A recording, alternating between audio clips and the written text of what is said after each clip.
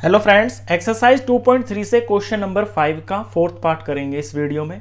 Factorise करना है। Cubic polynomial दिया हुआ है यहाँ पे 2y cube plus y square minus 2y minus 1। Cubic polynomial है तो इसके 3 फैक्टर्स होंगे, जिनमें से एक फैक्टर हम निकालते हैं हिट एंड ट्राई मेथड से। लास्ट वाला जो नंबर होता है इसके हम पहले फैक्टर्स लिखते हैं, पॉजिटिव और नेगेटिव दोनों। अब इन फैक्टर में से हम ये चेक करते हैं कि इसका जीरो कौन है। कोई ना कोई इसमें जीरो जरूर होगा पॉलिनोमियल का, जो जीरो होगा उससे हम फैक्टर बना लेंगे। अब यहाँ पे 1 है लास्ट में, तो 1 के फैक्टर तो 1 ही हो सकता है, तो 1 का फैक्टर 1 ही हो सकता है, तो 1 और -1 में इन दोनों फैक्टर्स को कंसिडर करूंगा। अब इनमें से कोई ना कोई इसका जीरो होगा। मैं पहले 1 के लिए चेक कर लेता हूँ कि क्या 1 इसका जीरो है। अगर हुआ तो यहाँ से हम फैक्टर बना लेंगे। तो वेरिएबल की जगह पे मेरे को यहाँ 1 फिल करके चलना है, तो P1 निकालूंगा मैं। 2 है ये, y की जगह पे 1 रखना है, इसका क्यूब करेंगे, प्लस y की जगह 1 रखेंगे, इसका स्क्वायर करेंगे, आगे माइनस, फिर ये 2 y की जगह पे 1 रखेंगे, आगे -1। 1 का क्यूब 1 ही होता है, 1 2 ज़ा 2 हो गया, प्लस में 1 का स्क्वायर 1 ही होता है, माइनस 2 1 ज़ा 2 हो गया, और ये आगे -1 लिखा हुआ है। ये प्लस का 1 और माइनस का 1 कट गए, जीरो हो गया। ऐसे +2 और -2 भी यहाँ कैंसिल हो रहा है, ये जीरो हो गया, कुछ नहीं बचा है तो जीरो आ गया। जब 1 फिल करने से ये जीरो आ गया, इट मीन्स जो 1 है ये इसका जीरो है, तो लिख देते हैं हेयर 1 इज 0। जब 1 0 है तो therefore y minus 1 is a factor.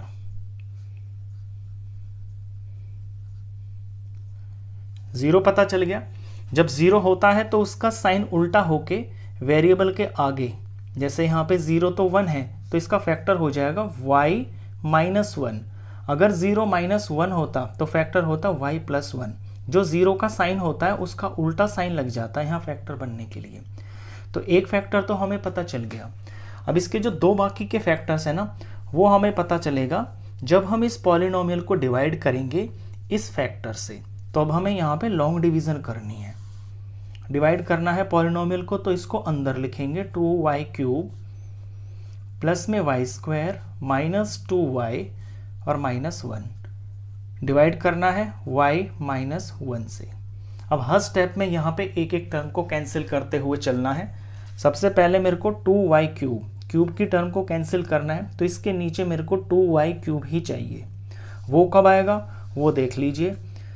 y -1 से मल्टीप्लाई करना है हमें किसी चीज़ को, ताकि 2y क्यूब आ जाए यहाँ पे पहला नंबर। तो यहाँ पे y है और यहाँ y 3 चाहिए, तो y की पावर 2 चाहिए। फिर यहाँ पे नंबर 2 भी है तो यहाँ 2 भी चाहिए। इट मीन्स मेरे को 2y स्क्वायर से मल्टीप्लाई करना होगा। जब इसको मल्टीप्लाई करूँगा तो ये y से मल्टीप्लाई करके 2y क्यूब बना देगा, और फिर 2y स्क्वायर की मल्टीप्लाई -1 से भी होगी। तो 2y स्क्वायर की -1 से मल्टीप्लाई होगी तो ये -2y स्क्वायर ही आ जाएगा। y स्क्वायर के नीचे हम इस y स्क्वायर वाली टर्म को लिख देंगे -2y स्क्वायर। अब लाइन डाल के सब्ट्रैक्ट करते हैं, साइन चेंज हो जाता है नीचे वाली टर्म्स का। ये प्लस का है माइनस हो गया, ये माइनस का है ये प्लस हो गया। प्लस और माइनस की सेम टर्म्स हैं, ये कट जाएंगी। ये प्लस का 1y स्क्वायर लिखा हुआ है, ये प्लस का 2y स्क्वायर लिखा हुआ है, तो y स्क्वायर की ये टर्म है, इनके कोफिशिएंट ऐड हो जाएंगे क्योंकि दोनों प्लस में है। प्लस का 2 और प्लस का 1, ये प्लस का 3y स्क्वायर हो गया। यहाँ पे आगे जो ऊपर में बचा हुआ है वो इसके साथ में हम कॉपी कर देंगे, -2y और -1। यहाँ तक ये एक स्टेप हुआ। अब अगले स्टेप में मेरे को इस y स्क्वायर वाली टर्म को कैंसिल करना है, तो यहाँ पे मेरे को 3y स्क्वायर बनाना है। वो कैसे बनेगा वो थोड़ा सा हम रफ में कर लेते हैं। y -1 है जिससे मल्टीप्लाई करना है, और हमें चाहिए 3y स्क्वायर। तो यहाँ y की मल्टीप्लाई किससे करें ताकि 3y स्क्वायर आ जाए। यहाँ y 1 है, यहाँ y की पावर 2 हमें चाहिए, तो एक तो y ज़रूर होना चाहिए, फिर नंबर 3 भी चाहिए तो यहाँ 3 भी होना चाहिए, और ये प्लस का है तो ये प्लस का 3y से मल्टीप्लाई करेंगे। यानी यहाँ पे अब हम +3y लिखेंगे। जब +3y को y से मल्टीप्लाई करेंगे तो ये हमारा रिक्वायर्ड नंबर आ जाएगा 3y स्क्वायर। और फिर दूसरा भी आएगा क्योंकि 3y को -1 से भी मल्टीप्लाई करना है, तो ये हो जाएगा -3y। y की टर्म है, y की टर्म के नीचे लिखी जाएगी -3y। लाइन डाल के सबट्रैक्ट करेंगे तो नीचे वाली टर्म्स का साइन उल्टा हो जाएगा। ये प्लस का है तो माइनस हो जाएगा, ये माइनस का है तो प्लस हो जाएगा। अब ये प्लस का 3y² माइनस का 3y² प्लस माइनस की सेम टर्म से कट के 0 हो गया। यहाँ माइनस का 2y है और ये प्लस का 3y बन गया है। y की ये टर्म है, प्लस का 3 और माइनस का 2, प्लस माइनस सब्ट्रैक्ट हो जाएंगे, 3 में से 2 गया, 1 आएगा। 1 लिखने की ज़रूरत नहीं है, और क्योंकि प्लस नंबर बड़ा है तो बड़े का साइन आएगा, यानी ये प्लस का ही y बचेगा। यहाँ पे आगे -1 बचा है ऊपर, एज इट इज़ इसके साथ में कॉपी कर लेंगे। अब नेक्स्ट स्टेप में मेरे को इस y को कैंसिल करना है, तो मेरे को यहाँ पे y बनाना है। और y कब बनेगा, यहाँ देख लीजिए, y -1 है और मुझे चाहिए यहाँ पे सिर्फ y, तो y तो ऑलरेडी है यहाँ पे, तो यानी मल्टीप्लाई सिर्फ मेरे को 1 से ही करना पड़ेगा, और क्योंकि प्लस का चाहिए तो +1 से करना पड़ेगा, तो यहाँ +1 आ जाएगा। अब 1 को जब y से मल्टीप्लाई करेंगे तो y आ जाएगा प्लस का, और फिर जब इस +1 को -1 से मल्टीप्लाई करेंगे तो फिर -1 आ जाएगा। वो हम इसके नीचे लिखेंगे, नंबर को नंबर के नीचे लिखते हैं। अब लाइन डालेंगे, सबट्रैक्ट करेंगे तो नीचे वालों के साइन चेंज हो जाएंगे। ये प्लस का है माइनस हो जाएगा, ये माइनस का है ये प्लस हो जाएगा। प्लस का y माइनस का y कैंसिल हो गए, प्लस का 1 और माइनस का 1 ये भी कैंसिल हो गए। नीचे रिमाइंडर 0 आ गया है, रिमाइंडर 0 आ गया, इट मीन्स कि हमने क्वेश्चन को ठीक किया है। अब ऊपर में ये जो इसका लॉन्ग डिवीजन का जो क्वोशिएंट आया है 2y² + 3y + 1, ये क्वाड्रेटिक पॉलिनोमियल है। क्वाड्रेटिक पॉलिनोमियल के 2 फैक्टर्स होते हैं, तो इसको जब हम स्प्लिटिंग मिडल टर्म से फैक्टराइज करेंगे तो इसमें से हमें 2 फैक्टर्स मिल जाएंगे। अब इस पॉलिनोमियल को उठा लेते हैं। 2y² प्लस में 3y + 1। स्प्लिटिंग मिडल टर्म्स में पहली टर्म पे कोई फर्क नहीं पड़ता, सेम टू सेम लिखी जाएगी ये वाली, और लास्ट वाली टर्म +1 ये एज इट इज लिखा जाएगा। इस +3y को हमें 2 टर्म्स में ब्रेक करना है। वो 2 टर्म्स कौन सी होंगी वो हमें यहाँ से पता चलेंगी।